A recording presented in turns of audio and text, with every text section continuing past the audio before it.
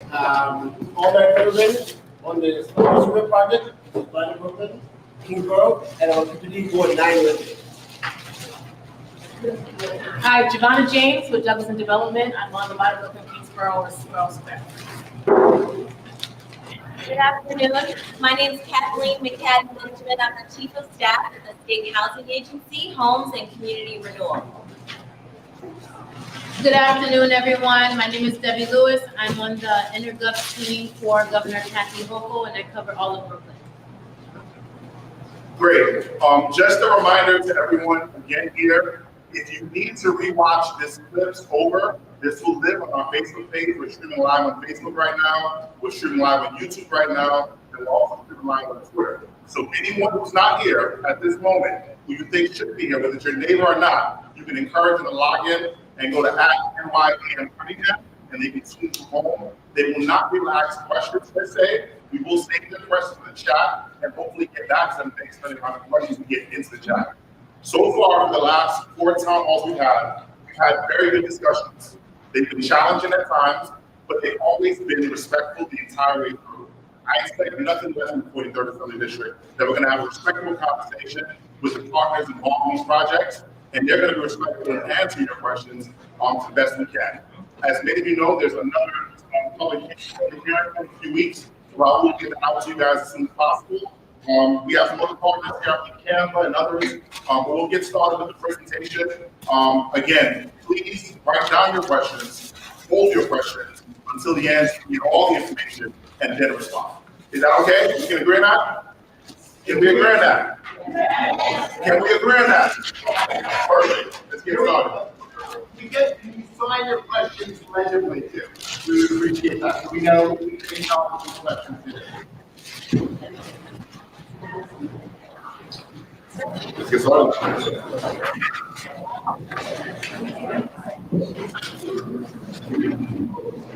Okay, thank you guys so much for having me. Can you guys hear me okay?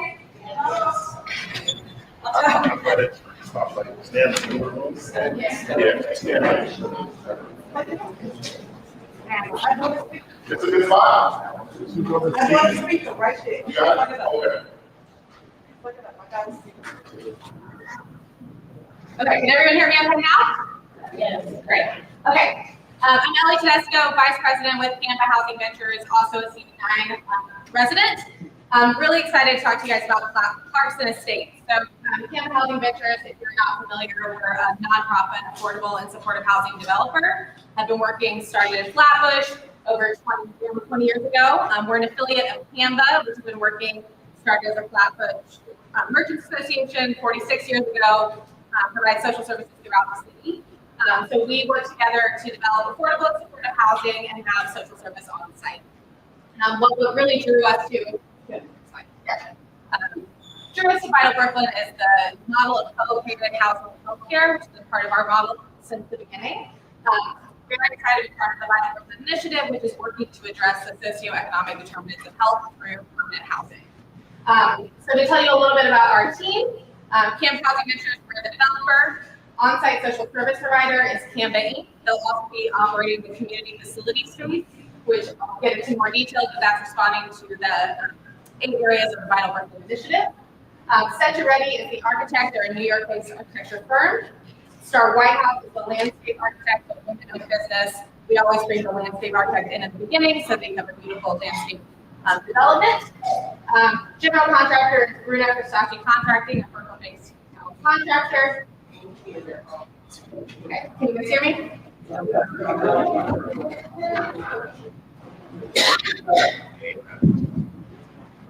Can you hear me? Can you hear me now? Okay. Got it. Okay. And then property management is Genuine Property Services. We closed this project in March of this year. We are now through demolition. We're starting construction within the next few weeks. And construction completion is anticipated for spring 2026. Okay, so just to give you an overview of the project, what was so great about the Vital Brooklyn Initiative is that it was already built on community input. So we were really just responding to what was already outlined in the RFP, which was reflecting what the community wanted. So we're providing 328 units of permanently affordable and supportive housing. In the RFP, based on community input, it outlined what supportive populations the community wanted to see served. So it's 50% formerly homeless, 50% low to moderate, low income, and 30% to 70% AMI. The populations are formerly incarcerated, youth aging out of foster care, homeless young adults, and formerly homeless families. Yes, sorry guys. So the populations that are being served from supportive were outlined by the community needs and desires from the RFP. So 50% of the units are for formerly homeless, serving formerly incarcerated, youth aging out of foster care, formerly homeless young adults, and formerly homeless families. And then 50% of the units are for the community at 30% to 70% AMI. There will be supportive services on site that are provided by Canva. Over 30,000 square feet of community facility and 80 parking spaces. And again, that was outlined in the RFP as a request from the community. For the residential amenities, there will be on-site supportive services, 24/7 security, which is provided by Canva's security guard training program. There will be extensive landscaping, so a courtyard, rooftop with community gardening, on-site community rooms that are flexible, children's playroom, indoor fitness center, and remote work areas, as well as curated local art. And then the part that we're very proud of is the community hub. So again, this was outlined by what the community wanted to see. So we have focused on the areas of the Vital Brooklyn Initiative. So Canva Economic Development and Workforce Training Center, Canva Health Screening Center, Adult Education for Financial Literacy, Small Business Incubator, Violence Prevention and Mediation Center, a Youth Education and Development Center, Food Choice Pantry, Child Care Facility, cafe, and a full-size basketball court. And that was to serve all of the ideas that were outlined in the Vital Brooklyn Initiative, from healthy food access, economic development, to recreation.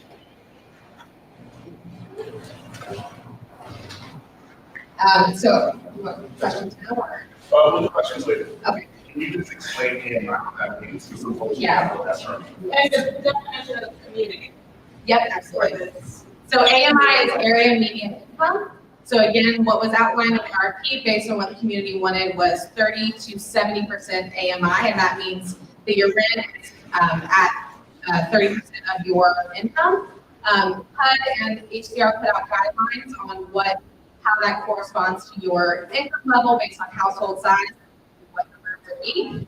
So the goal is requested to be under 50% of AMI. So we have 10% at 30%, 10% 40%, 20% at 50%, and then 10% at 70%.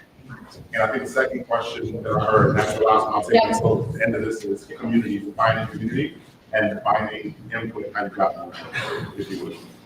Okay, so I would take the second part of that question. yeah. So the community is through a lottery program, but we did advocate and work with the state to make sure that there was a 50% preference for the community board that was within that area. So that will be 50% of the lottery units will have a preference for CDI members.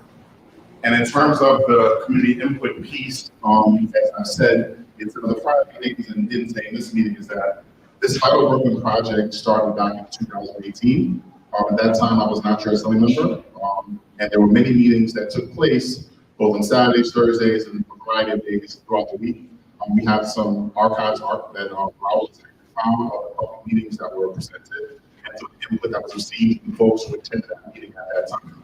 Obviously, some folks have included after that. Some folks have engaged in conversation beyond that, and that's why we're going to continue that conversation so that everyone gets the same set of information and facts. I'm going to kick it over to the next presenter, and again, hold your questions. I don't want you to forget them. We will take them at the end of all the presentations. Thank you, Assemblymember. So I want to make one thing. My name is Kirk Goodrich. I run our Utica Crescent. So when I heard conversation about Vital Brooklyn, the projects get conflated as if it's one project. We're going to talk about 3 projects tonight. You just heard Clarkson Estates. I'm not involved in Clarkson Estates, but the team is 315. It's just not my project. The project we're talking about now, which I'll walk you through, is Utica Crescent. That's my project. There's a third project, Sparrow Square. That is not my project. So there are three separate projects. I want everybody to be clear about it. Utica Crescent is 322 units on Utica between Rutland and Winthrop. It will include 231 units of affordable housing for households, families that are at 80% family or below. We'll talk about what that means. And it'll include roughly 89 apartments for a frail elderly population that is referred either through the Health and Hospitals Corporation or through the Resource Institution. That and these are individuals who are Medicaid eligible and have these are folks who are Medicaid eligible and have an issue with at least one activity of daily living. In addition to, we have the AMIs there and the rent levels. And you see the rent levels on the family units start at 617. The highest rent level for any apartment in our development is a 3-bedroom. There are 40 3-bedroom units at 2,700 change. And so the spread starts at 600. And what's important to me, I grew up in Flatbush. I live 9 blocks from where I grew up. Is if you are from East Flatbush, you walk up and down New York Avenue in Brooklyn Avenue, you'll see a lot of buildings going on. None of those folks are standing in front of you, nor have they been asked to stand in front of you. Go and try to rent an apartment and see what the rents are. I've been in the 40,000 my entire life. It's 100% affordable building with a preference for people from our community, and so that's, to me, that's a meaningful thing. Next slide. Yeah. So let's go back to the one that shows the first floor. Next. Okay. So in addition to the residential, we're going to have a grocery store as part of the project. We'll have 91 parking spaces. On site, we're going to have Catholic Charities of Brooklyn and Queens provide services. There's a health component for One Brooklyn, which is a term we used. I think originally it might have been the dialysis center. And then we included a component for community space for the 67th precinct. We have surface parking off to the right there, parking under the building. And so that's an idea of the space program. The building heights are around 9 stories for 2 components of the building. Corner of the building that's on Rutland and East 49 is 12 stories. For sake of comparison, on the Kingsbrook campus, I think the tallest building is the different nursing home, which is 11 stories. So that's my presentation. We're gonna. So I'll answer that question, but I think Gerald may want to take questions after. So repeat the question, sir. Yeah, that's the entire footprint there is the building except for the parking lot over here on the right. So it's this shape right here. Hold on. Everything in the floor, different colors, but that whole piece that's. It is. Yeah, that's also it. That's a gas station. It's the parking lot. It's wrapping around the gas station. Just a reminder, we're gonna hold questions, so please, I see your hands, I know that things are working, but please hold on so we can get through all the presentations. So I'm gonna end there because we want the other team to present, and then we'll take questions at the end. Thank you. Olga?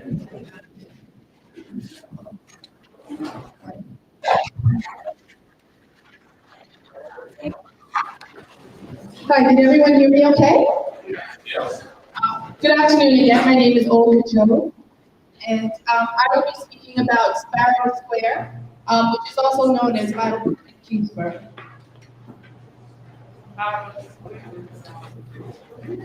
That is between Albany, Winthrop, and Clarkson. So the Sparrow Square development team is composed of Douglaston Development, 2 nonprofits, Breaking Ground and Brooklyn Community Services, and 3 MBEs, Almat Urban, Development, and the Belize Organization. I know a lot of you are members of this community, but we use this slide anyway to give context about what area we are discussing. Next slide, please. So this is the site, which currently has 2 existing men's shelters. Now, when the development team came together to compose a response, we met to sort of come up with ideas that met or exceeded the RFP goals, and 2, 3 things that we hope would be considered community benefits. And in that regard, I'm going to discuss these benefits in 3 buckets. The first being optimal. And what that means is 100% affordable housing. This project provides a continuum of housing, which means they'll be housing some of New York City's most vulnerable New Yorkers, which are the individuals that would be living in housing and the senior housing, to affordable home ownership opportunities, which would be for low and moderate income families. Another opportunity is economic. The development team is committed to FWP participation of 30%, and we're projecting about 289 permanent jobs and 3,700 direct construction jobs. The second component of the project is health and wellness. The project will include a 7,300 square foot grocery store, as well as a 3,300 square foot program that will provide emergency food for those in need. The site, which I think is the marquee feature of the project, will also provide a 2-acre park, which will have opportunities for active uses, walking and running for those who so choose, as well as leisurely activities. And I think in the wake, if we are in the wake of the COVID-19 pandemic, having a space like this is an immeasurable benefit. The third component is community facility. The building will have office space for 1199 SCIU, and it also has space for the Brooklyn Ballet. Now, I'm not sure how many of you are familiar with the Brooklyn Ballet. If you are not, I would encourage you to look at their website. It's an incredible organization that actually has a studio in a building that Breaking Ground developed in downtown Brooklyn. They provide a multidisciplinary and multicultural approach to teaching ballet. Next slide, please. And I went through those 2 rather quickly. Sorry. The project entails 9 buildings for a total of 992 units. And you can see the breakdown on the screen. There will also be shelter beds provided at the project. It's important to note that this is a bed-for-bed replacement of what is already existing. 992 units. Total. I'm going to ask for the same courtesy that you all gave. That you give that to me. The project is at the Kingsborough site. Everyone, we agreed to a set of rules in the beginning. We'll wait until the end, so please write them down, because the faster we get through the presentation, the more time we have questions. I want to answer all your questions today, but I want you to get all the information today as well, okay? So please hold the questions, please. Thank you. So again, it's 992 units, 364 shelter beds, which is the direct replacement of the existing shelter beds, 2 acres of public open space, and 1,100 gross square feet in total, which includes several community uses, grocery stores, workforce development opportunities, and youth and family programs. I'm sorry, 1.1 million gross square feet, yes. That would be a really, really, really, really small building. It was only 11 mature. So of the total units, 60% are supportive, so that's 60% of the 992. And I think it's important to understand that in the supportive buildings, 50% of the units will be supportive, the other 50% will be low-income units, And I know some of my fellow developers here mentioned area median income. And I can give you a little more information as to what that actually means. I can find the sheet of paper. So 40% of AMI for a family of 4 would be, the income limit would be $56,408. For a family of 4 at 50% AMI, that would be $70,600. For a family of 4 at 60% of AMI, that would be $84,720. And I also want to just point out that this is the 2023 AMI. These indices are published every year and they change. So this will certainly change in 2023 and 2025 and so on. So back to the projects. So 60% of the 992 units will be supported. There's a breakdown of that population on the screen. It's comprised of chronically homeless individuals, individuals with serious mental illness, young adults aged 18 to 25, and youth aging out of foster care. Sure. Chronically homeless individuals, individuals with serious mental illness, young adults aged 18 to 25, and young adults aging out of foster care. Correct. That'll be the last question that I'm going to take, okay? In the senior housing, that'll be 31% of the total units. So 31% of the 992 units will be for seniors. And in those buildings, there's a tiered AMI level as well. 30% of those units will be set aside for formerly homeless seniors. And the balance will be split 50-50 between seniors earning 40% of AMI and seniors earning 50% of AMI. Again, AMI is area median income. And should anyone ask later, I can provide more information as to what those income levels are. In the home ownership building, the total number of units will be 9% of the total, 9% of the 992 units will be the home ownership units, so roughly a little under 92 units. And that will have tiered AMI levels as well, at 50%, at 60%, and at 80%. And I just want to point out that most of the affordable home ownership opportunities in New York City are from an AMI level of 80% to 120%. So this is a very rare and unique opportunity to be able to provide home ownership for individuals at 50% of AMI and 60% of AMI. Next slide, please. So this is an overview of what the completed project would look like. It will be done in 3 phases. And the buildings located, supportive housing 1 and supportive housing 2. I don't know if you can see those, but those will be constructed in the first phase. Next slide, please. So this is what I called before a marquee feature of the project, which is a 2-acre park. It will feature a recreation lawn, and walking circuit, which may also be used for running, a pavilion that could be used for parties and gatherings, a nature play area, a play structure, as well as swings. Next slide, please. I believe this is the view of Winthrop once the home ownership buildings will be developed, where the home ownership buildings will be developed. And the next slide. So this is the pedestrian throughway. We thought it was important to show this slide to show how the buildings that we intend to develop will integrate well and will be more to scale at the street level. Thank you for your time. I look forward to hearing your questions. So I want to thank you for that. I do want to clarify one thing. So right now we're in the review process for this project. So there's a state environmental review process that there's many phases to it. But right now we're in the public input phase for the draft environmental impact statement.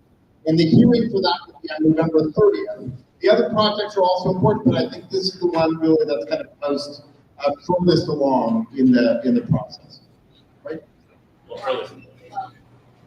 The first one is actually under construction. Oh. And this one is the one that I think most people are interested in. So that the review process is already done for the other. The review process has already been finished for the Utica Crescents. Is that? Yes. Martin is under construction, Utica Crescent is still under development, and then this Borough site is under the EIS process. Doug will talk about. Yeah, so and these are all just we've tried to make this clear, these are all Empire State Development projects. This is a project in the Assembly District. Utica Crescent is actually not in the 43rd Assembly District. It's actually in the 58th. And it's right next to us, but you know, it's a weird little cutout of the 43rd, but it's very close. And certainly impacts.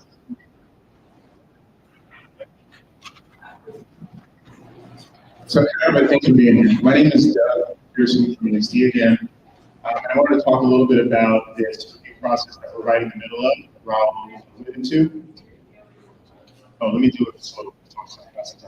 My name is Doug Pearson. I work at Empire State Development, or ESD. We are the state's economic development agency, and our job as part of the Vital Project with respect to these developments that we've talked through so far is to recruit the development teams who can carry the projects out. So we run request for proposal or RFP processes to select the teams that we think are most capable of executing on the priorities that we want to see executed on for a particular site based on any community engagement or community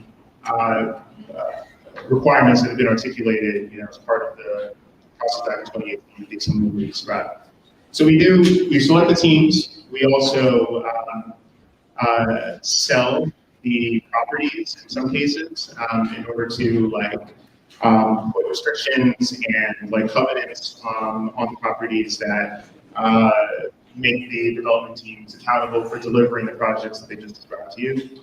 And then the last piece, we implement zoning plans. So on some of these sites, we're not able to include the amount of affordable housing that we think would be optimal for the site, or include certain uses like community facility space that we talked about, the grocery store that we talked about for Kingsborough, because zoning today wouldn't allow for a grocery store to be on the Kingsborough site. So we get involved to do a zoning override where we replace the zoning with something called design guidelines that basically say what the developer is allowed to build, how much of it are they allowed to build, and where they go. The design guidelines for Kingsborough, along with some of the other basic information describing the Kingsborough project, are on our website, esd.ny.gov/Kingsborough, so you can check it out. Many of you already have. Talk about your questions if you have them. Can we go to the next slide? So to talk a little bit about the timeline of where we are, we issued a request for proposal, an RFP for the Kingsborough site back in 2020. And that resulted in the selection of the Kingsborough development team that Olga is a part of in 2021. Between the 2021 and December of last year, we spent a lot of time working with that team refining their original proposal. What they brought us in the RFP process was pretty strong, but we didn't feel like it was quite ready for the public. So we spent a little time working with them to refine their site plan, moving buildings around, going back and forth with the city to hear what their feedback was. And it took a while to get the design to a point where we felt like it was the best version of the project that it could be. So about in December of last year, it was the first time that we started to reach out to the community board. It was also the first time we started to reach out to your new assembly member to discuss, hey, this is coming down the pike. We're going to begin a public process. We want to give you guys a heads up about what's happening. So in December of last year, we issued what's called a notice of public scoping to issue a draft scope of work. That's basically the beginning of the environmental review process for a project like Kingsborough. That is us saying, we have a project. We're going to do an environmental impact statement. So a very exhaustive 12+ month environmental study to figure out what the effects of implementing this project are going to be in the community and how best we can mitigate whatever those effects are. And the first step in doing that is letting folks know that this is the list of things that we want to study as part of the environmental review. And that's called the scoping process. So we issue the draft scope of work. It's basically here's what we're going to study. And then we have a scoping meeting where members of the public can tell us, you're studying the right things, you're studying wrong things. Here's ways that you can adjust, like how you're going about your environmental review, or you don't like the project in the first place, right? Like, there's a variety of different, types of feedback that needs to listed over the course of that scoping meeting that happened this year in January. A little bit after the scoping meeting, we also had an availability with CB9, I think, of their housing committee to talk about the basics of the project. So by the time we got to February, we were done.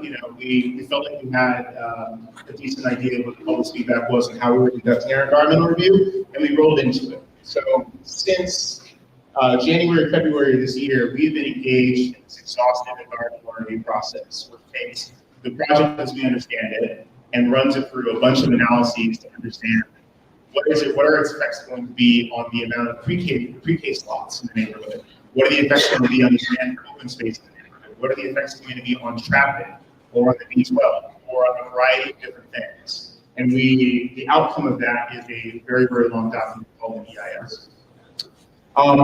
One thing to point out, this is very, very important, but for those of you who were paying attention during Olga's presentation, when she went through the summary of the housing units that are going to be in the project that Olga's team has designed is 992 units. They have designed 992 units. They intend to build 992 units today. When we go to environmental review, we don't study 992 units. We inflate that number. We add like a 2%-ish buffer on the number of units in order to understand not what the traffic impacts are of 992 units, what the traffic impacts are of 1,090 units. We want to see like a more conservative look on what the impacts are going to be for your communities, because we don't want to underestimate it. If anything, we want to be slightly overestimating what the impacts of a project like this would be. So that's a standard practice that is done in environmental reviews for projects like this. We want to take a hard look, we want to take a conservative view of what the impacts on a community like this are going to be. So for those of you guys who picked up on that distinction, that is the reason that we do this. We do not want to underestimate our understanding or analysis of what the impact on the community is. We want to take a more conservative approach. So we've released our draft environmental impact statement, hundreds of pages worth of analyses and outcomes, sort of takeaways from those analyses back in October. It's 20 years long, along with a document called the General Project Plan, which is ESD's mechanism for implementing zoning overrides and allowing a project like this to proceed. We are going, the next step for that process is a public hearing. Please mark your calendars, it's the 30th of November. And our website has information on how you can RSVP, the Zoom link to join that hearing. That hearing will be your opportunity to make yourselves heard on what you like about the project, what you don't like about the project, what your concerns are, things that may pop up in the draft impact statement that are of concern to you, things that you want us to know, things that you're particularly supportive of. It's also an opportunity for you to let us know. And the hearing is your opportunity to offer verbal comments. But right now, if you want, you can go online and submit written comments to us. Written comments are open. They've been open since the 20th of October. And we'll be accepting written comments until the 8th of January next year. And after we receive all of your comments, we review those comments, we'll issue responses to those comments. We'll issue our final EIS documents, and only then the project moves forward. So these are sort of the standard steps in the environmental review process. We wanted to walk through them with you, but when we walk the Assemblymembers team through these steps, they said that that's not quite enough for us. We want to give our constituents an opportunity to meet these people and for them to ask direct questions about the project and get a sense of who's actually behind the plans. So we were very happy to come and bring all the development teams, folks that can answer questions about any different aspects of these projects, and we're looking forward to the portion. One last thing. Next slide. So we're going to EIS document, I mentioned it a couple times. It describes a project with assessment of potential environmental impacts. It sends practice and mitigation measures. So for things that we think the project will impact in the environment and the ways that we can deal with that, we'll describe what those ways are. And we'll also discuss principal alternatives to the project. So given the goals of Brooklyn, given the goals of this project, if there are other ways of achieving them besides the project we're proposing, the EIS will look at those options as well. Last slide.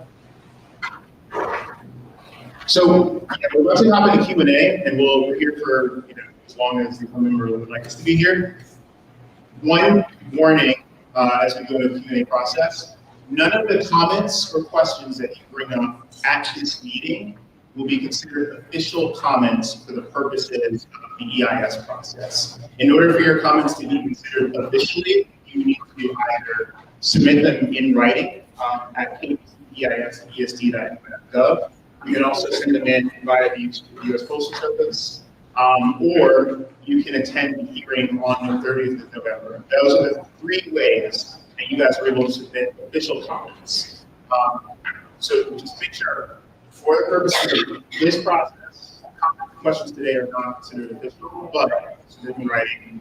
We'll issue responses to each of them. We'll consider them as further refining the project.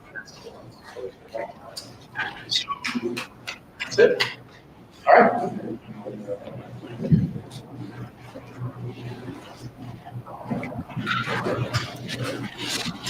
All right, so I think we're going to invite the different development teams to come up to the front. We'll have a seat here, and I think Ms. Frederick's going to have a microphone. She'll pass it around to members of the crowd. We can do this in whichever order they'd like to go. Drum roll, please. We move to ask your questions directly. So my chief of staff, Sydney Redwood, has a few questions that were presented to her in cue cards. We'll read some of those questions, and given the time that we have, I think we have just about an hour to ask questions.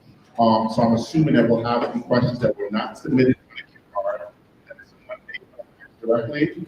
We will ask you, when you ask your question, to just say your name, what block you live on, and ask your question. But at this time, you'll have an opportunity to get those questions answered. Can you close by?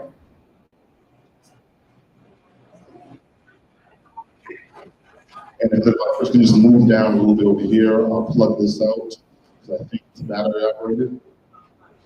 There is no plug.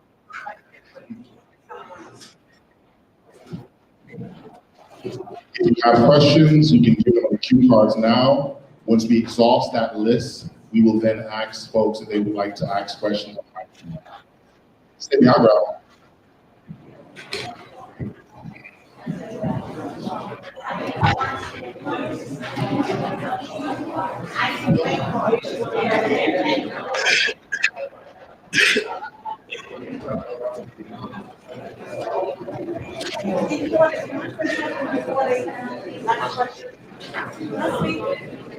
Right now, I'll give you, I'll make sure. I promise you, I got you. I told you to, I got you.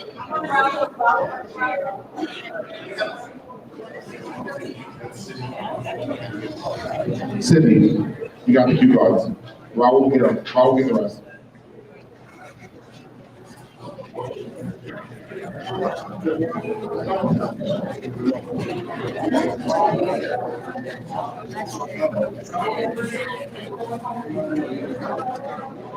Okay, good afternoon. Sorry about that. Good afternoon, everybody.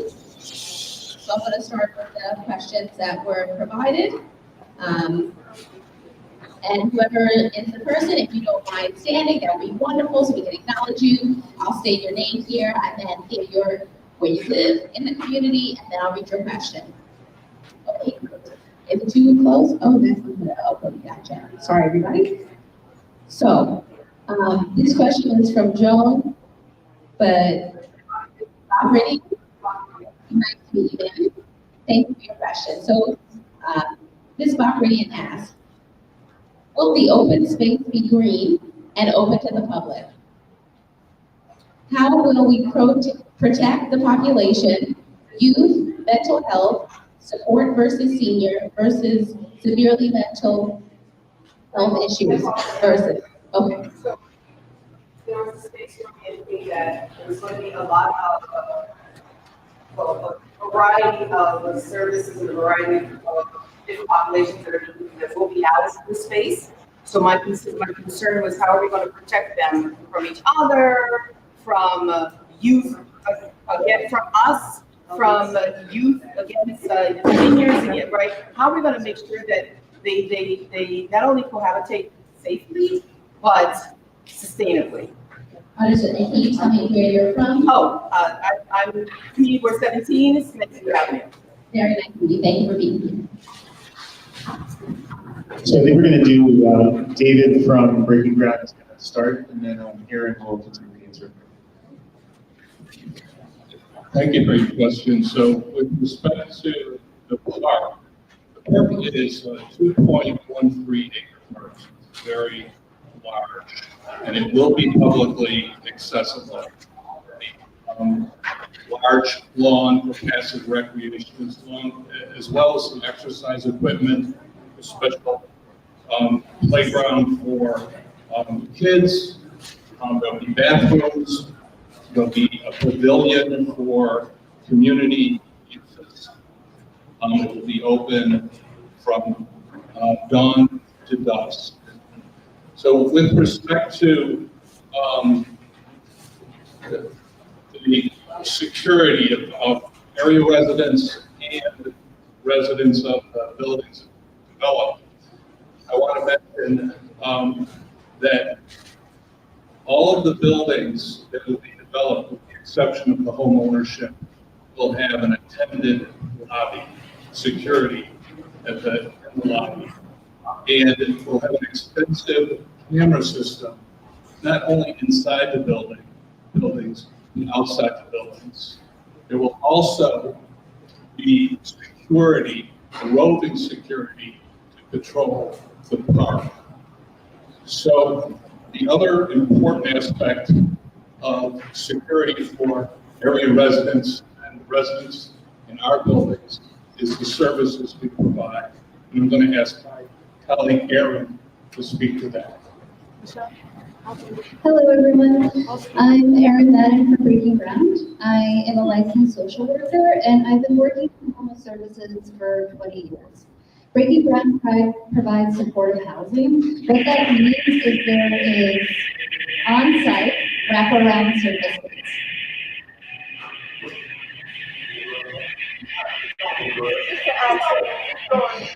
Wraparound services, what does that mean? We have case managers, we have social workers, we have RNs, we have LPNs, we have recreational coordinators, we have security guards, we have groups coming in from outside. We've actually already started working with Brooklyn Ballet to talk about how we might be able to partner with both the supportive units as well as the senior units.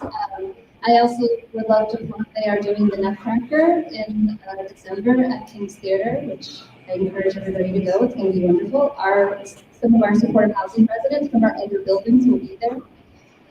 And so we will have ongoing community events inside the building. Those events are open to all. So that includes our low-income tenants as well as our supportive housing tenants. We do that in all of Breaking Ground's buildings. We have over 20 supportive housing buildings, and in all of our buildings, it is a mix of both supportive and affordable. It is common for our residents to intermingle with each other. We have ongoing connections with everybody in the building to ensure that everybody's work is safe in the community. Now, I'm sure you guys all know that people will have disputes with their neighbors. That happens in every building. And the great thing about supportive housing is that we have mediators on site to help everybody resolve the conflict peacefully and continue to live in the community.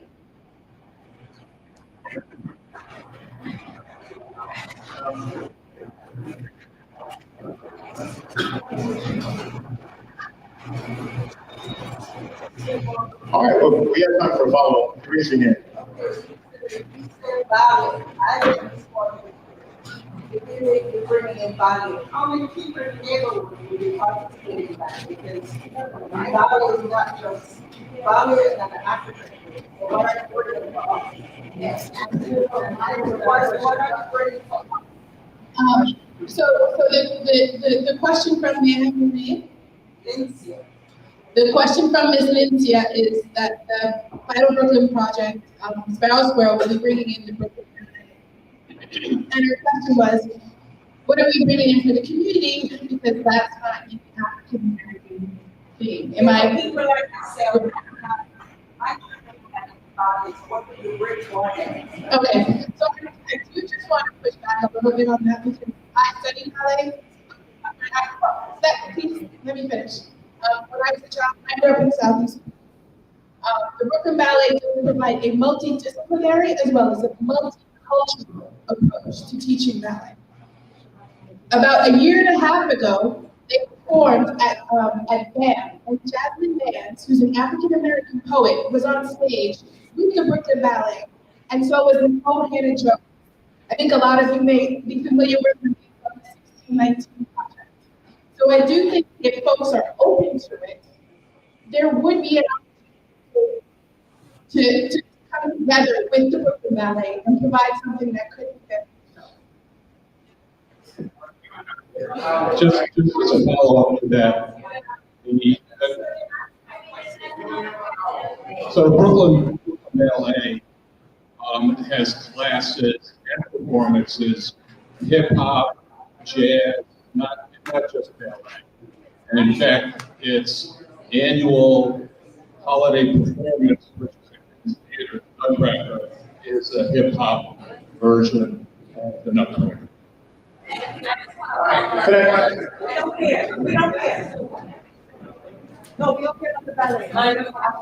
I will say also, part of the community's request with all of the Vital Brooklyn spaces were to have flexible spaces that the community could use at their request. So whether it's the Truxton Estates facility that has a ton of flexible space, the community asked the gym with a full court basketball, there would be dividers that could be used for conferences or big events.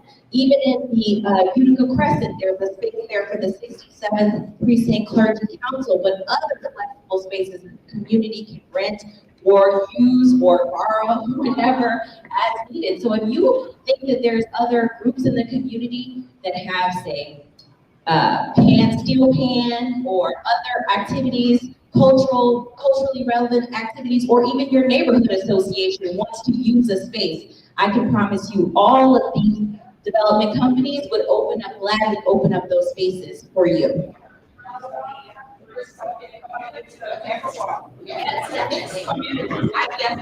I agree.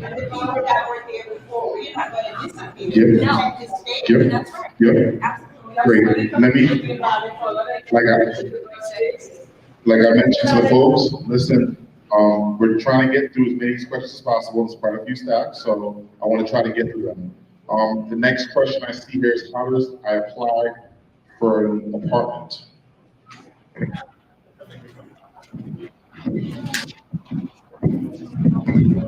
So you would apply for an apartment through what the city's portal Housing Connect, or there will be a process through the state. Each building, each project is different because affordable housing takes a lot of different funding sources to make it happen. So depending on if there's city resources, then we go through the city's lottery process of Housing Connect. I know many people are familiar with that. And at the state, we have our own process. It's not online, but throughout the Vital Brooklyn process, we were determined to create a community-centered marketing process. So we're working with development teams to make sure that we're working with 1199, we're working with local community associations, or local elected officials to do a ton of engagement prior to the lottery starting so that residents know well in advance what documents you need, when the deadlines are, how to apply. We are committed to doing, again, a community-centered or community-focused marketing process. So either Housing Connect or through the state's process, which is where you have to request an application and then it comes back to you.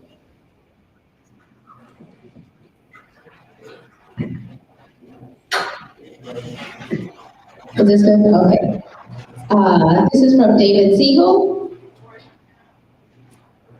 It says, there are many neighborhoods and areas in Brooklyn. Why so many projects and so many units being proposed only for this small part of Brooklyn?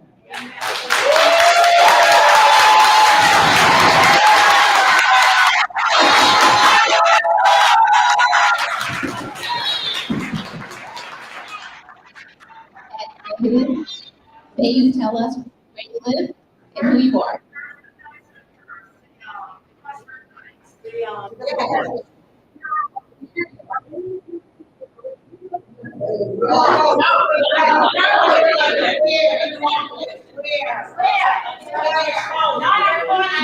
Where is David?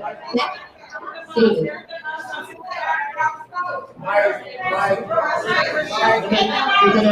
You're gonna let me answer your question? Family, community, I'm gonna ask you guys one more time. In the interest of respect, the question was asked. I need us to get the answer. But the more time we spend cheering, the cheering, and the booing, we're gonna miss opportunities. So please, let's work together to get the answers right, really quickly.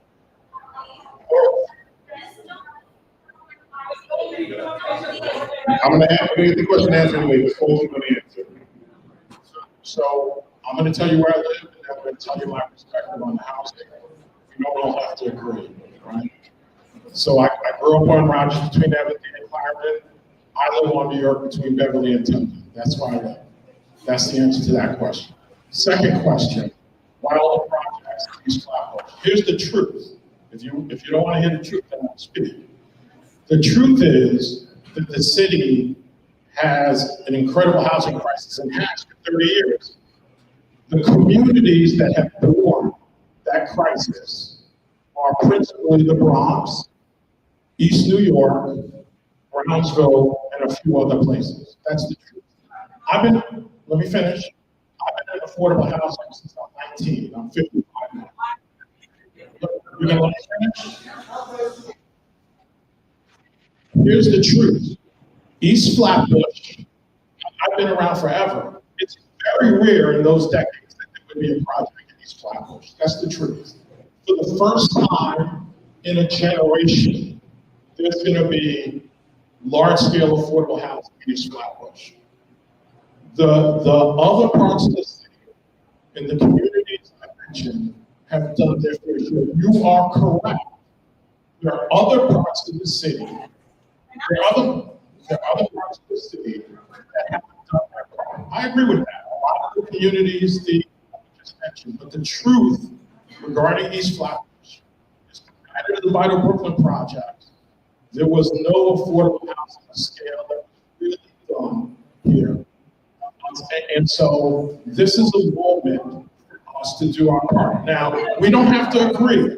But the truth is, if you live in the Bronx, and you live in East New York, and you live in Brownsville, those communities have borne the weight of affordable housing for our city.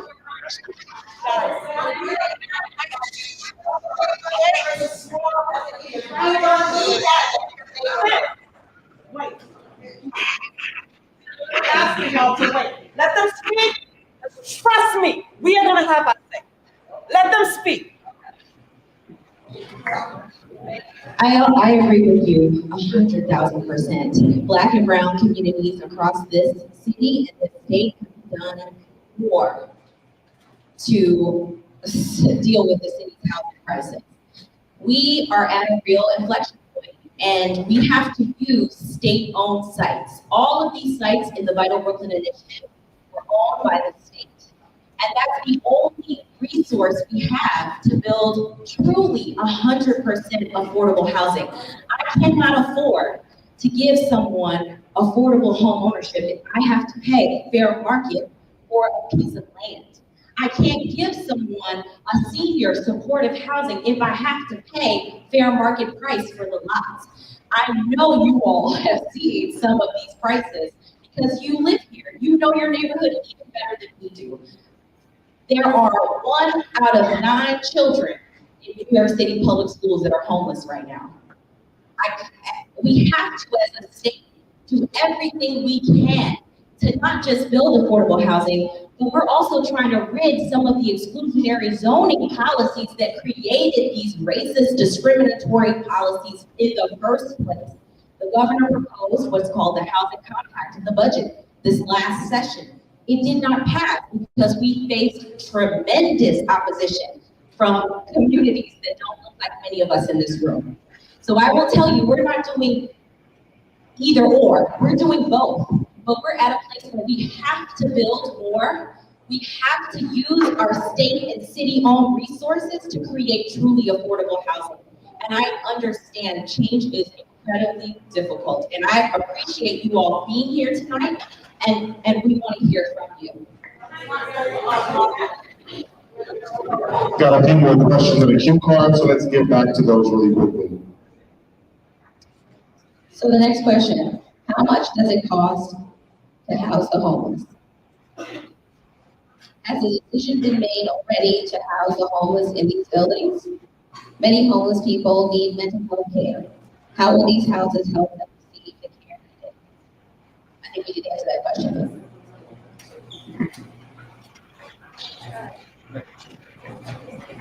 I do not know the math. What I know the Coalition for the Homeless has put out year over year is that the cost of supportive housing is tremendously less than the cost it is to keep folks in shelter for a year. Supportive housing is the gold standard to end chronic homelessness, right? To end homelessness, the answer is we have to provide homes. Supportive housing in our buildings, we have a 98% retention rate for people who have previously experienced homelessness and have histories of mental illness and maybe combined with alcohol or drug abuse or either. Supportive housing is a place where people can age in place. We provide them with the ability to stay in their homes and be connected to the community. We provide on-site psychiatric services, we bring on on-site medical services, we try to provide occupational therapy for people in the building. Supportive housing is the answer to ending homelessness, and we have supportive housing against all over the city, in Brooklyn, in Manhattan, and in the Bronx. And all of our buildings are an asset to the community.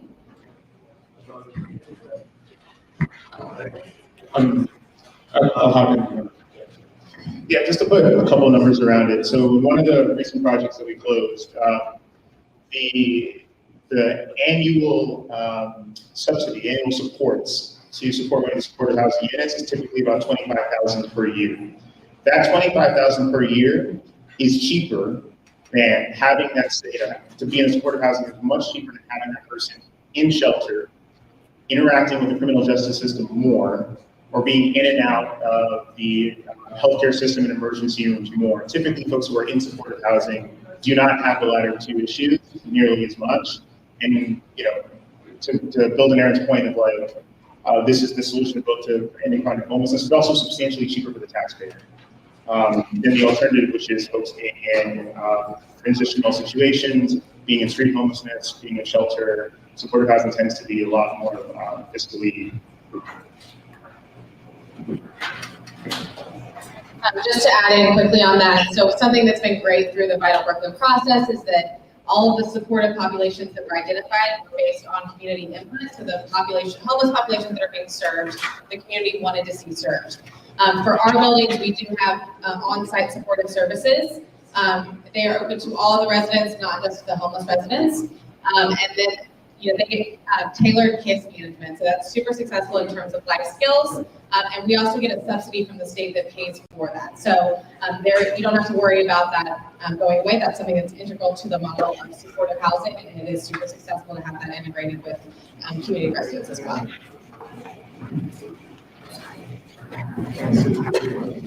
Okay, this is from Ms. Unella Perry. Why was the original Vital Brooklyn plan from 2017-2018 changed?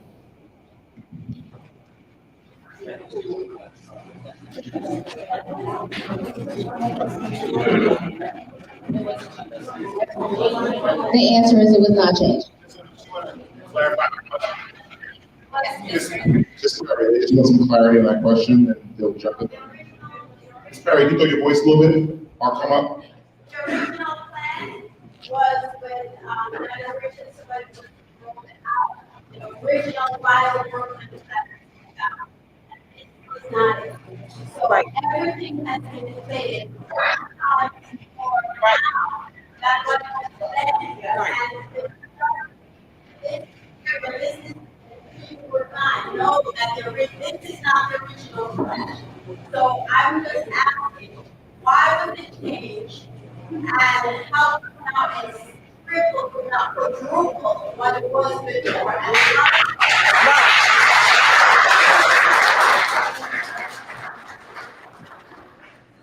I want to clarify that the RFP, what we do as a state, we don't give a prescriptive number of units. We never said that we were going to do X number of units at each site. What we do is say, here's the square footage, here's the size of the lot. Tell us what you can do based on the community priorities that you influence that we put directly into the RFP.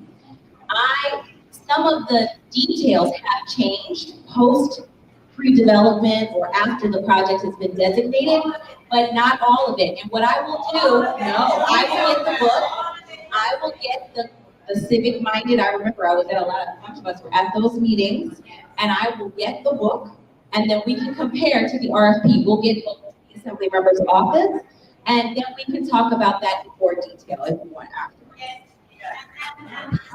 Everyone here, just before you leave today, again, if you have not, Ms. Perry, 1 second.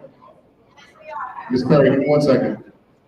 If you have not given your email address to us at the front desk, please do that before you leave here today. If you want to do it now, text D43 to 66866, and once I receive both the plan that was drafted before I was elected and the current plan, I will get that to you as soon as possible. Sydney. But there's no change, I want to make sure you get that. You asked for it, I want to make sure you get it.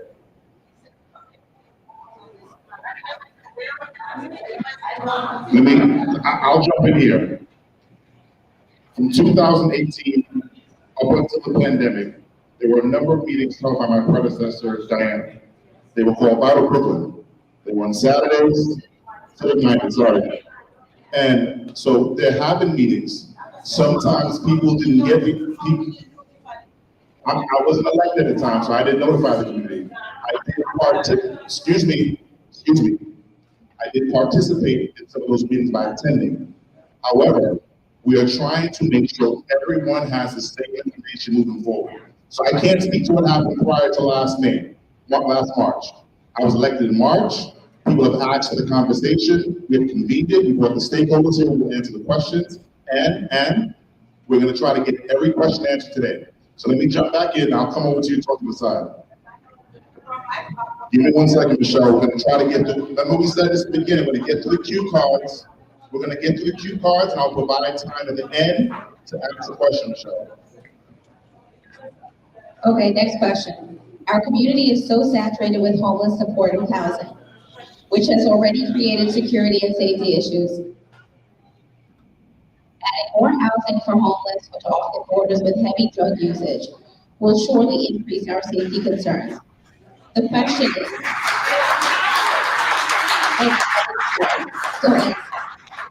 what will the people planning the project do to address insecurity?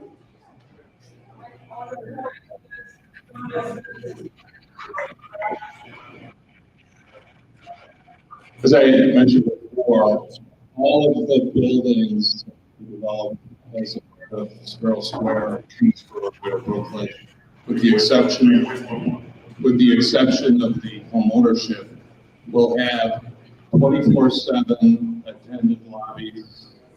We will have an extensive camera system inside and outside the buildings that will be monitored 24/7.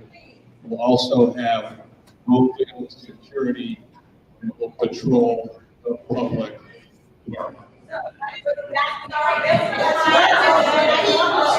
Okay, everybody, we cannot.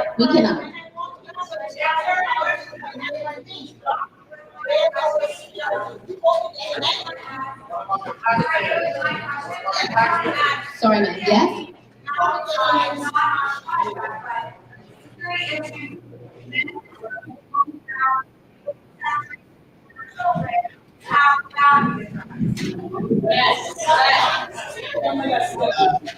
Okay.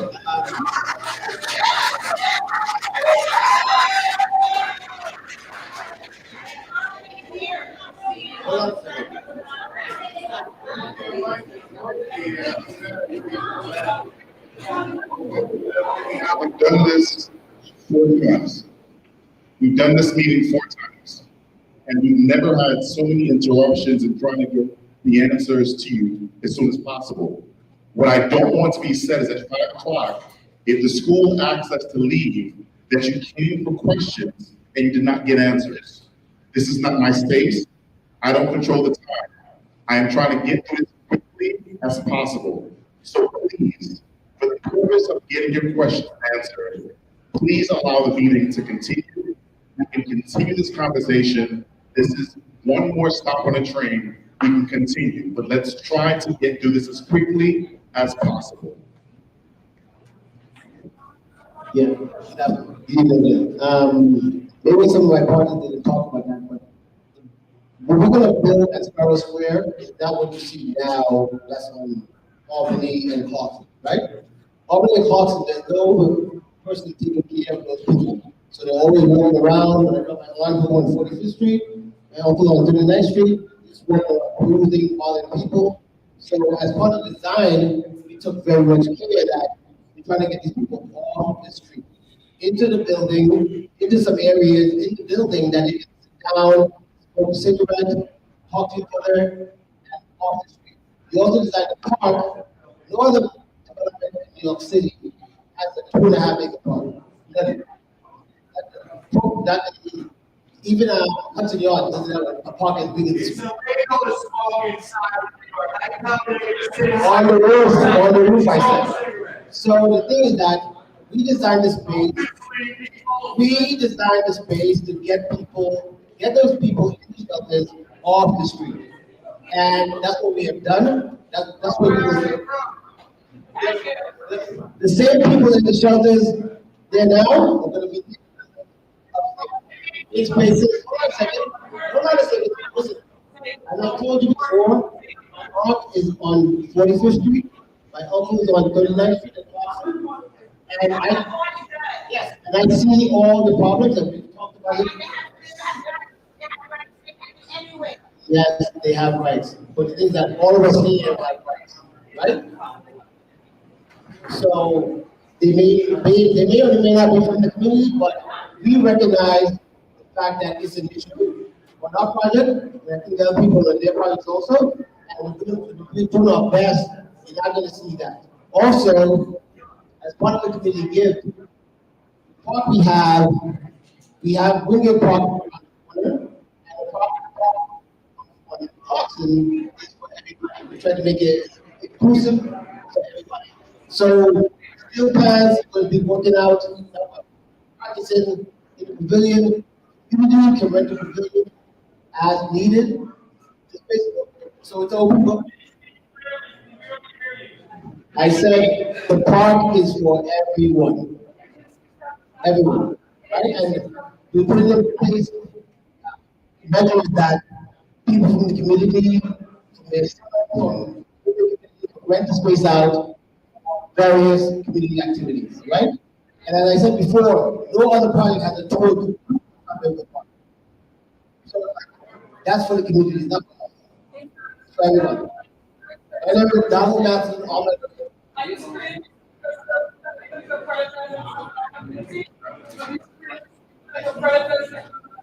Okay, the next question is, where is the pool, as requested many times, and is the necessity for youth due to numerous surroundings? Youth must learn to swim. There is room for a pool. Do not ignore this request, and that is from Tara.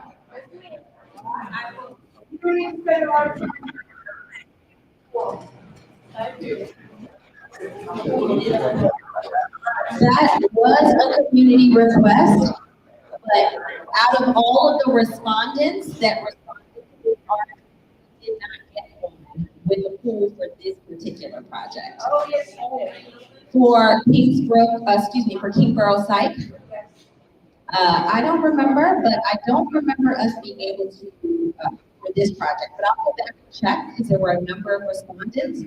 But with pools, it's very expensive. So oftentimes you have to have a membership fee, you have to charge, or you have to someone to maintain the pool.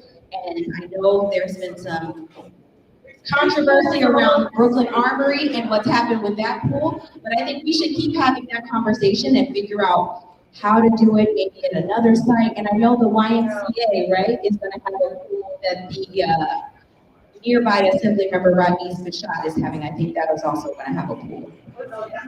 Yeah, that facility is gonna have a pool. That's gonna be a little more affordable for people. You mentioned that it's expensive. I heard housekeeping, I heard all kinds of amenities, and I don't hear any amenities that we in particular, for residents want to take advantage of. And so to say that it's expensive, but this whole project is expensive. 9 buildings worth, not a building, not a basketball court, not a pool for our children, not anything for us just chronically homeless and mentally ill. That's what we get, that's what we deserve. Like, I just don't understand why you would say it's expensive. The whole thing is expensive. At least throw some incentive in for us. So thank you for the comment, Miss. So first of all, on the basketball court, I remember being part of the conversations about how the basketball court ended up being part of the Canvas project. And when they originally proposed it, they wanted to do a half-court project. Your state senator asked them, can't you make it full, right? Like, do something for the community, something that's going to encourage more active recreation. That was a change that we made as part of the project. It wasn't cheap, but that was something that was requested by your representative, and something that we implemented. The basketball court. Sorry. We need the basketball court. Ma'am, I'm with some respect, Sarah. So, in addition, for this site, as we mentioned, there's going to be the Brooklyn Ballet space. We talked enough about Brooklyn Ballet, but there's also going to be a 2-acre park, including this walking loop that allows people who are elderly for a walk. It'll be landscape. There's going to be a lawn space. There's going to be tree cover. There's going to be places to sit. There's going to be workout equipment. So there's a variety of different sort of outdoor amenities. One thing that we haven't talked about as part of the project is the fact that the local healthcare workers union 1199, if I remember, they are going to have the largest single community facility space in Kingsborough is a workforce development and training center for 1199 that will include childcare spaces, that will include like programmable flexible spaces that members of the community may be able to access to hold meetings, stuff like that. So there are a variety of different things going on the site. I do, when we reviewed the different proposals, there were a lot of different folks who proposed different things. People proposed indoor gardening. People proposed, a lot of different sorts of amenities. The reason we picked this team is because we looked at the site that we had, we looked at the shelters there, and we realized the shelters don't work, right? Everyone here is familiar with the issues and quality of life concerns that are precipitated by the presence of the shelters at Clarkson. Those shelters were built not as shelters; they were built as staff housing for the Kingsborough Psychiatric Center in the 1930s. They do not function well as shelters now. And so we talked about some of the things that we're trying to do in order to improve that when we replace the shelters bed for bed. We are going to have security. We're going to have roving security, which is not something that the current shelter operators make available to the community. And whereas the current shelter buildings are old, uncomfortable, not ADA accessible, a lot of shelter clients don't want to spend time in there, which is why they spend time under street fires. You're building state-of-the-art, best-in-class new shelter facilities with outdoor private spaces for the shelter clients so they can have their cigarette. Will not be indoors, sir. So we're doing our best to create a comfortable, humane situation for the individuals who are going to be living in those shelters to reduce the likelihood that they become an issue for the community. So we're doing our absolute best with the best team in order to implement this plan. We need FIPD officers, not trained security guards with flashlights. Okay, so next question. Has there been an environmental study done on these developments? That's from Denise Mann. Yes. So we talked about 3 different projects today: Clarkson Estates, Utica Crescent, and Kingsborough.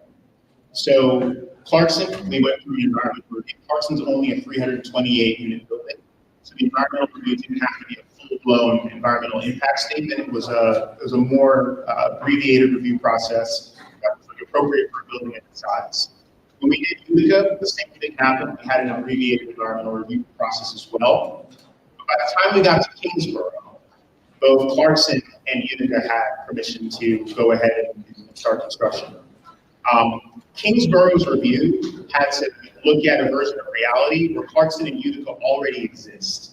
So there's a section of the Kingsborough Environmental Impact Statement called Cumulative Impacts, where it talks about what the cumulative impact on the community would be from a combination of Clarkson having, Clarkson existing, Utica Crescent existing, and Kingsborough on top of that, from a traffic perspective and from a variety of other perspectives. So we are looking, Kingsborough is a third to happen. So it is the one that has to bear the responsibility of looking at what each lot is going to look like once everything is constructed. So we did try to make sure that we were taking a comprehensive look across all the projects that were involved with in Vital Brooklyn on what the community, environmental impacts would be. Okay, the next question is from RG Loney. When you say community input, which community are you speaking of? Question. So that question asked and answered. Then you asked about the question, sorry ma'am. Then you asked the question of the lottery. And then it says, how does that work? Which communities or community boards I think are included? Second.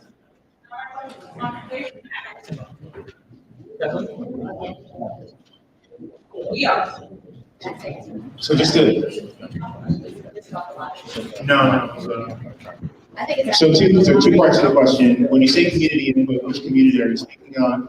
And then lottery, how does that work? Which communities or community boards are eligible? So depending on where the project is, speaking of the community lottery, there's a 50% community preference for people who live or work in that community district. 9. Yes, that's what 17 is across the street with this project. Know anything about this going out to 2017? I live across the street, and I'm faced with this right now. I apologize. What 17? It's like switching from 17 to 9, 9 to 17. So ma'am, I know that Community Board 17 is aware of the project. Maybe not about it. They did community outreach at the time.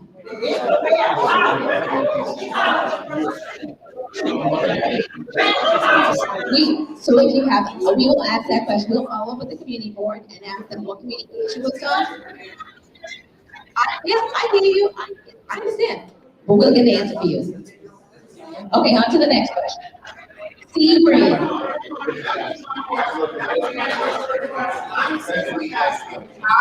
did you choose what community did you pull your questions from?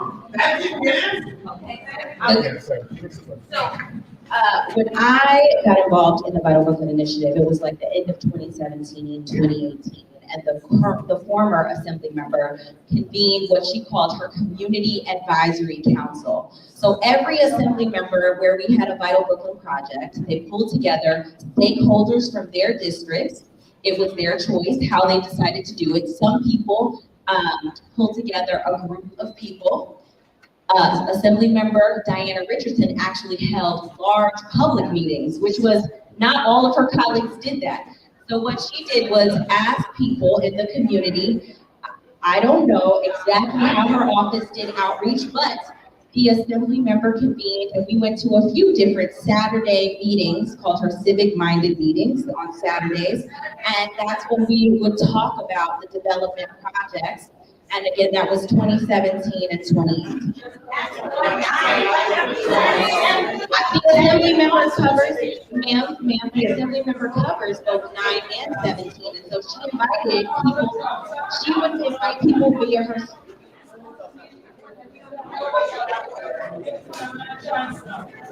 Just a reminder that the assembly member at the time and I at this time represent Board 14, 9, 8, and 17. Today, we have reached out to all the boards to ask them to help push this, including 17 and 9. 9 is here. So when we do outreach, it's incumbent on the boards as well to participate.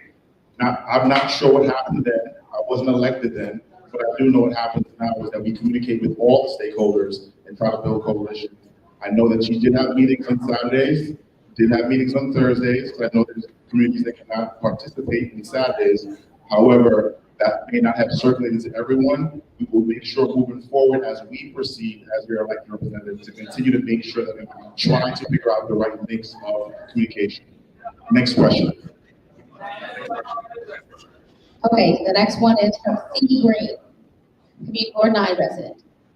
How much of the meetings and community engagement prior to this meeting today was attended by residents who live in CB9 and CB17? Neighborhoods that will be affected. So I think we asked and answered that question.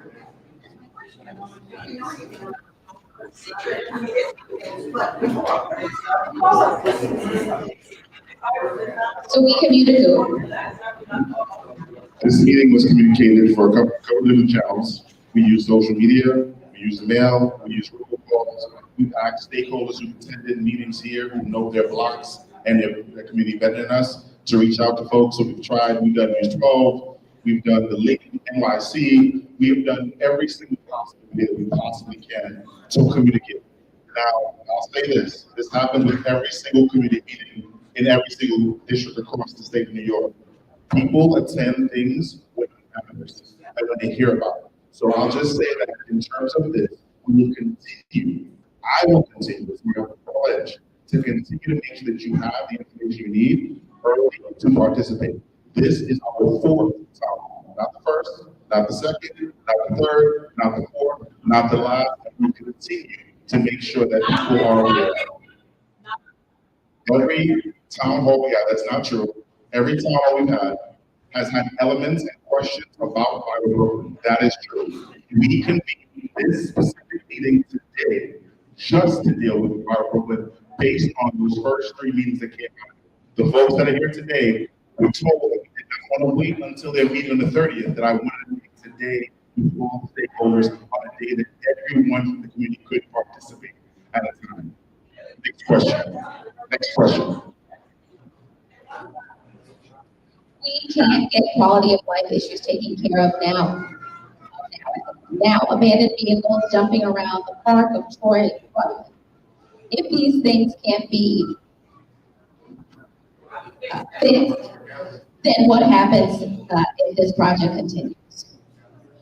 I think that was asked by the gentleman from Berlin. NYPD is here. We will follow up. NYPD is going to answer that question. I know who that is. And I would advise everyone to ask that question at the 71st Community Council meeting with NYPD hosts every month. So please let not this be the last stop on the train of this conversation. I'll make sure that, Raul, can you give me that information in the next 71st Precinct Council meeting?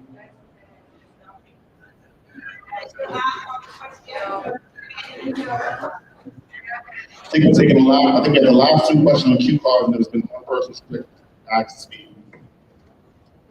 Okay, this is from Jay Soren. I asked Assemblymember Cunningham to send off a tweet. Well, this is not a question. On Twitter, asking AG Letitia James why she is not an involved party, which requires her to issue findings and send a follow-up letter to her office. Jay, so I will send a letter to the Attorney General with that question. The reason why I will not send a tweet is because all government officials are not monitor their tweets, and that is not an official form of communication. I will send a letter, and if you'd like, I will send you a copy of the letter when the question is asked. Jay, a tweet is not a responsible way for a government official to speak to another government official. I will send you on my letterhead, signed with my signature, with the question you've asked, and I will send you a copy of the letter. Okay, the next question is from Elon. How do we plan on securing the area's neighbor with approximate 700 of the 900 apartments will be from, who wrote this?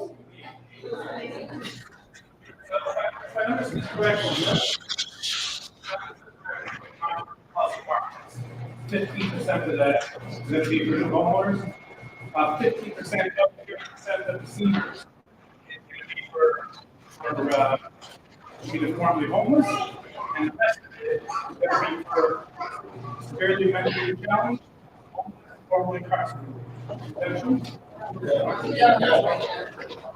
I mean, Formerly incarcerated, right? No. yeah, okay, which project are you talking about specifically? Kingsborough. Yeah, it's a little bit weird. So the project has 992 units. 60% of that 992.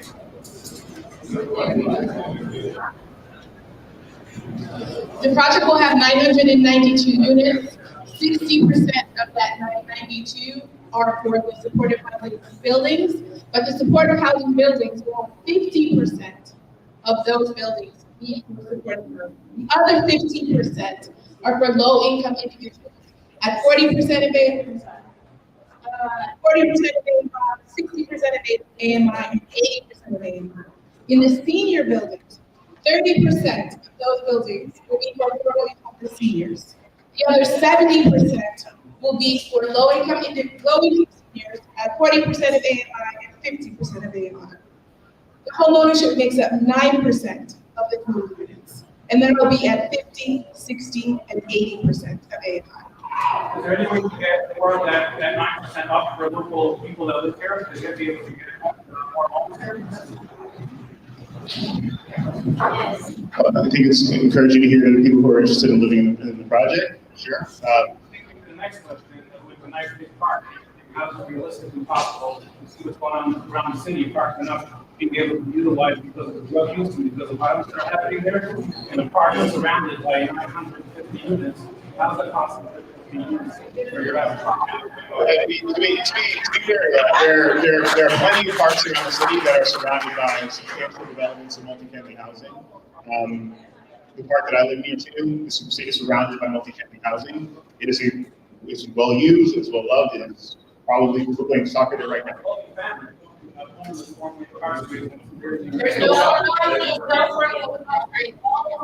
not a population that's active. The specialty populations of Kingsborough are youth aging on foster care, homeless young adults, individuals with mental illness, individuals who experience chronic homelessness. But to be the thing that Kat knows a little bit more about than I do, the state's definition of homelessness is broader than the cities. In the cities, in order to get access to homeless units, you typically have to go through one of the DHS run shelters. In the state process, you can be in different settings. You don't have to be street homeless, you don't have to be in a shelter necessarily to be able to access a homeless unit. You might be a housing insecure senior citizen who's at a nursing home and they have nowhere to send you to, and that is a way that you might be able to access a unit for homeless people. You might be doubled up with relatives. That qualifies you under state criteria in order to access homeless units. So when we're talking about what homeless folks are, folks who have access to the development of this, it's a little broader than you think. So, Jay, we answered your first question.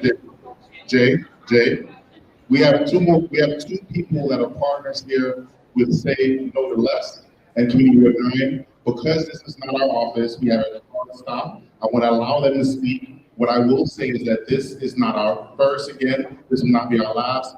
We continue to engage in this project. I mean, I have all the partners here, but I will make sure we continue this conversation. I got a big question, so I have to pause myself. Sure. Everyone,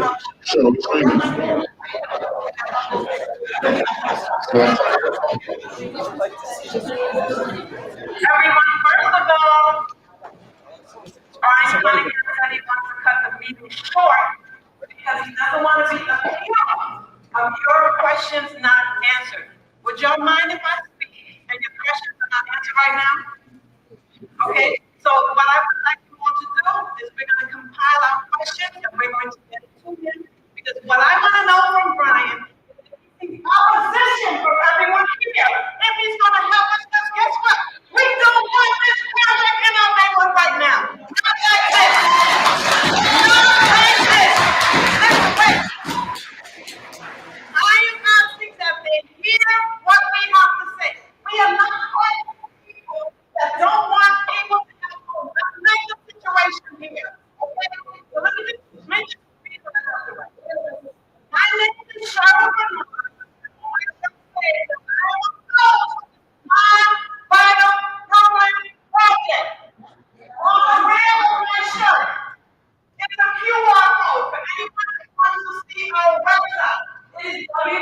will be done. Say no to less.org. You can sign if anyone has a shirt and get the QR code. I live here 24 hours a day, 7 days a week, 365 days a year. Like Kathleen said, we know our neighborhood better than you. Okay? So why aren't you listening to us? We are just a community that you look on Google Maps and see dollar signs and opportunities to have your pocket. We are not, as constituents, do not care. But we do care about how our area will change. We do care that there is not a fair share of shelters and social services and communities in the city. We care about what's ours, but we actually spoke on back town from CB9, and we're hoping that that will come through. CB9 wrote a letter to the governor. I wrote a letter to the governor. Okay? You follow it up, asking the questions and pushing them. With all of the governments that have gone up since 2010, 2022, all the projects here are in comparison to what they want to do in our neighborhood. We're talking about in 6 to 7 blocks, 13 apartment buildings, 13. You say you plan on building in Stark City area, but guess what? Stark City ain't got nothing but buildings. You cannot get in Stark City with our two family homes. Nobody here in our area, with the exception of 636 Brooklyn Avenue and the hospital. Utica, no Trinity Empire there, no apartment buildings built in 6 floors. None. These buildings, they want to put 10 to 12 to 13 floors. That's an issue. You want to erect 9 buildings in one line. And then you're talking about their affordable homes. So let me ask you a question. If someone can afford to buy a home, you think they can afford to buy a car? Don't you think they need a driveway too? Or a place to park their car? How can you buy a car when you tell me you can't afford a car? Come on now, stop with the fuck. I'm so tired of hearing. But now to no parking provided to companies you can pay. You talk about all these people that's going to be parking. What about these people that are working in these facilities? Don't they get a place to park too? We already have an issue with the hospital.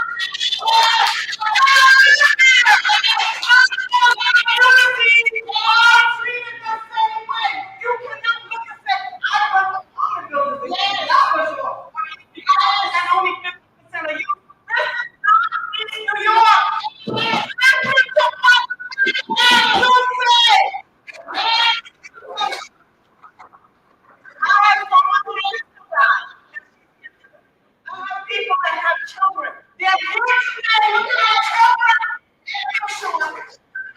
And there are no cars that will be purchased. They say that, remember when they said, oh, income housing, they don't have cars. You don't have to worry about the car. What? Their cars will be paper cars. They will be New Jersey. They will be registered to Maryland, Connecticut. Let's be real. We are in the smallest state. Are these people living in a damn bubble? Are you serious? I can't. The cars how about when they don't have people to visit or stay? Or how about when they're in the shelter or they're in one family home and they say, oh, you think they're going to know who's going to come to live with them? Come on now, please. After all this is said and done, after you build this, we can't say, we told you so. We can't say that because it's already done. We're trying to tell you right now what's going to happen. We're living here now. We are living within the shelters to be so you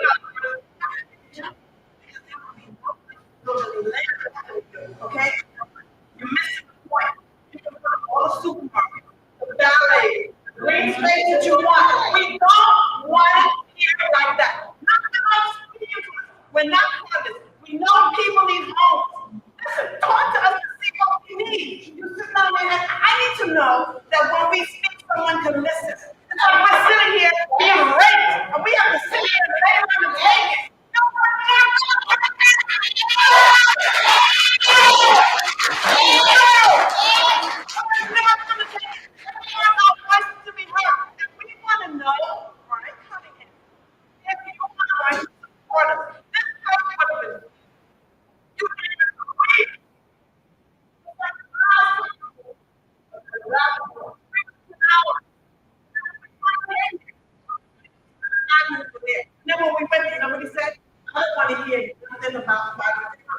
you by the Brooklyn.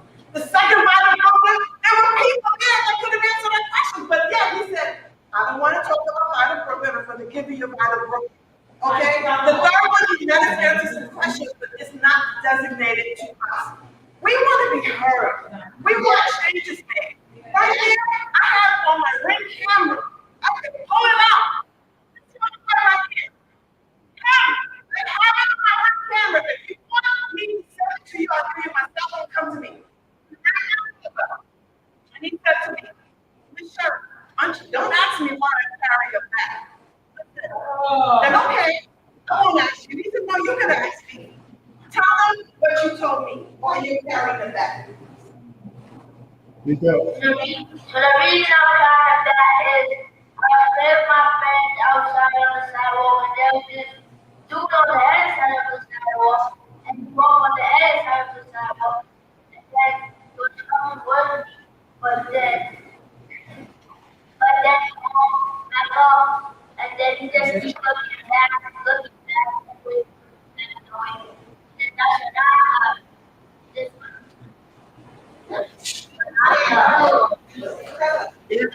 And I got my back. He was scared because of the men living on the shelter. I have also on my ring camera, he's here, the father of a young Jewish man whose yarmulke was knocked off. There he is right there. I have him on my ring camera. Raise your hand. He came and rang my doorbell and said, Shirley, video of the ring camera. His yarmulke was knocked off. And there was another neighbor, I don't know if he's here, but we were trying to tell the neighborhood what's going on. Let me tell you, it's hard. I've been at this since July. We're in November. And let me tell you, people are hard. You know why people are hard and don't get involved? I thank everyone about it. But I understand, they're tired. People have no faith in political parties anymore. Because it's just, that's when you want are you going to move? Everyone talks about I live in this area. We appreciate that. And I appreciate this project is a lesser of evil.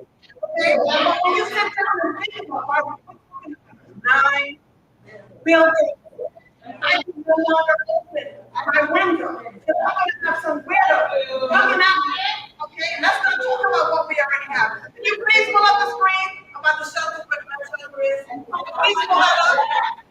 Pull up the screen with the shelter. Make a point. Look at where the men's shelter is. No, the one where the men's shelter is. No.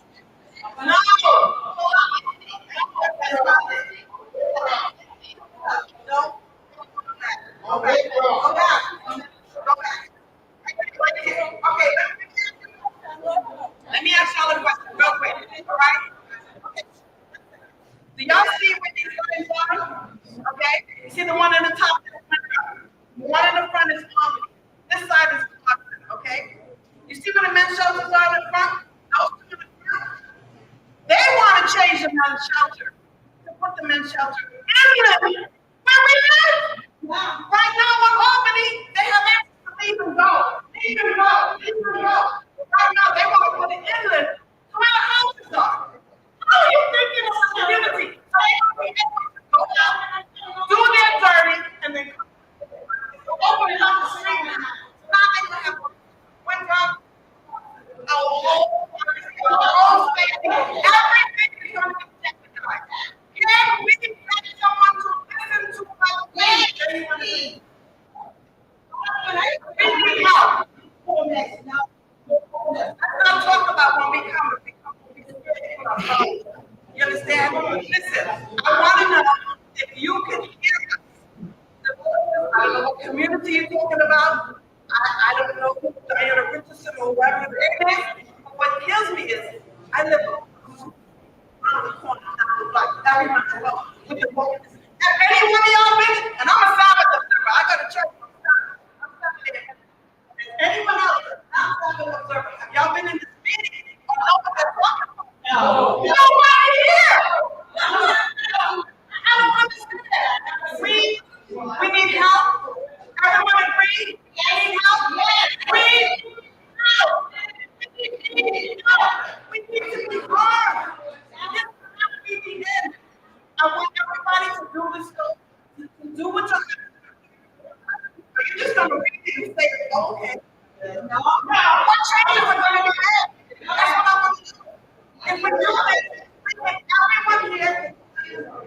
You are feeling that your home, your property values going down, taxes going up, and that's because of what we're dealing with now. Call a neighbor. Email the 30th. We got to hear from you. Are you with us? You up for voting next year. We can help you. Are you with us? We want to know, are you with us? But they already gave up their lives. Sorry, I did submit a card and the question. What about kids? Everybody's talking about things that are gonna happen. I do want to point out. Look at the screen, right there, stop. You see in the center, a small little building there that has round domes. That's a synagogue, Kingsbrook Jewish Synagogue that was open for 60 years. It was recently closed and it's not being allowed to be reopened. I would like, but I would like to show us that.